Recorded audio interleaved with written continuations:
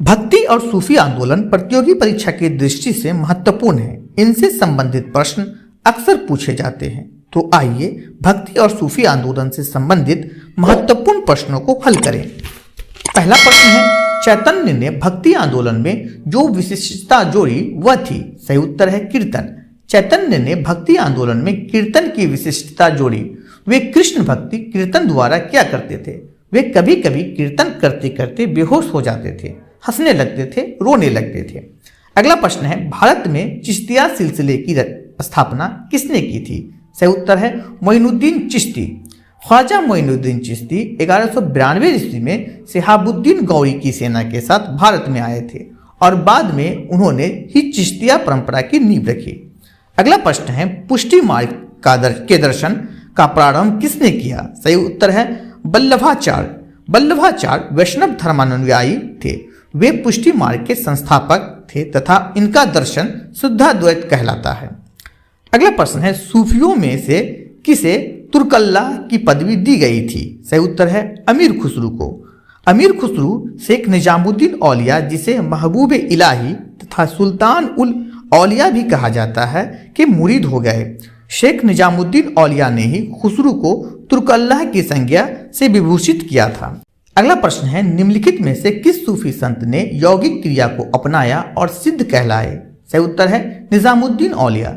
सूफी संत निजामुद्दीन औलिया योग, प्राणायाम आदि करते थे। उन्हें यौगिक क्रिया में को अपनाया और सिद्ध कहलाए। अगला प्रश्न है, इल्म इलाही मोहम्मदी नामक रहस्यवादी सिद्धांत का प्रतिपादन किस सूफी संत ने किया था? सही उत्तर है ख्वाजा मीर दर्द।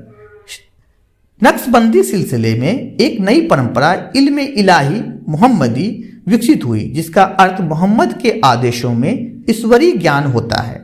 इस रहस्यवादी सिद्धांत का प्रतिपादन सूफी संत ख्वाजा मीर दर्द ने किया था। अगला प्रश्न है, कमरूप में वैष्णव धर्म का किसने प्रवर्तन किया? सही उत्तर है शंकरदेव। शंकरदेव ने कमरूप में वैष्णव धर्म का प्रचार प्रसार किया। इन्होंने वर्गीत परंपरा को जन्म दिया। अगला प्रश्न है, कौन भारतीय सूफी संत मुजाहिद कहलाता था? सही उत्तर है शेख अहमद सरहिंदी।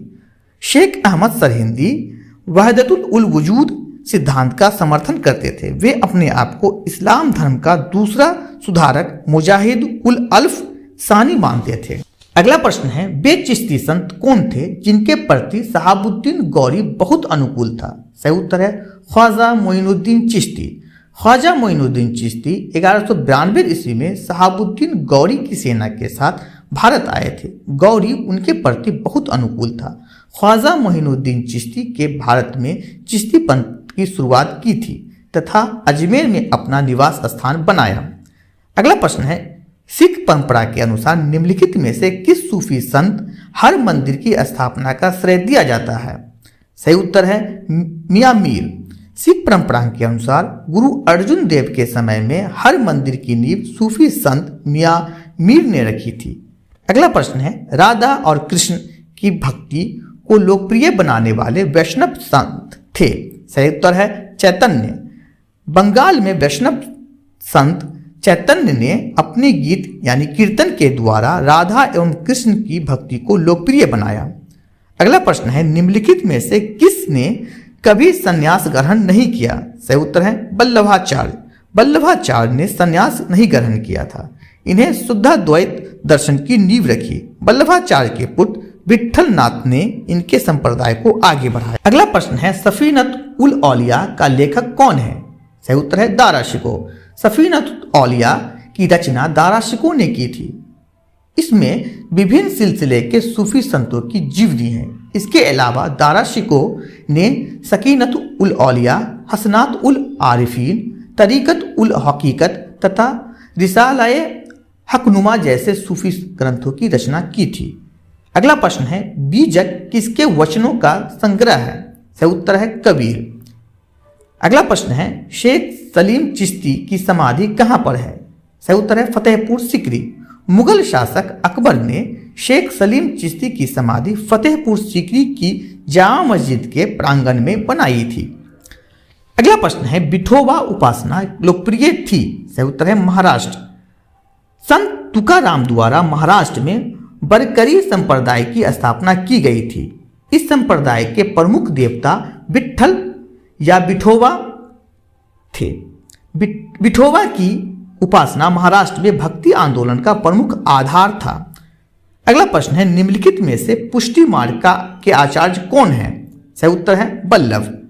तेलुगु ब्राह्मण बल्लभाचार्य पुष्टि मार्ग के संस्थापक थे।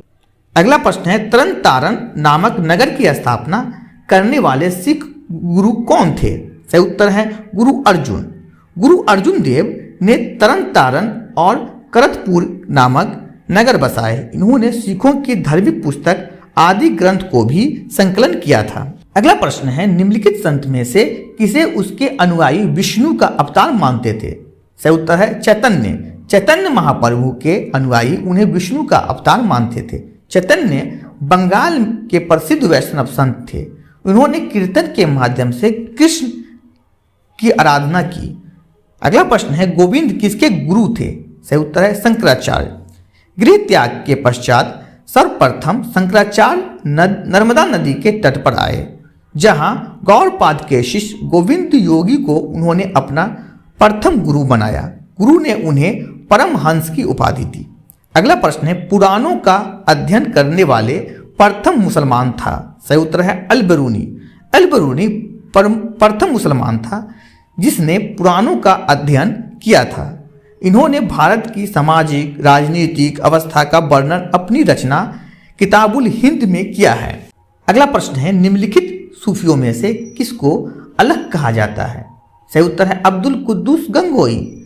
अब्दुल कुद्दूस गंगोई चिश्ती सिलसिले के अनुयायी थे। उन्होंने अपनी खानका गंगोई यानी सहारनपुर में स्थापित की थी, जिससे उन्हें गंगोई कहा जाने लगा।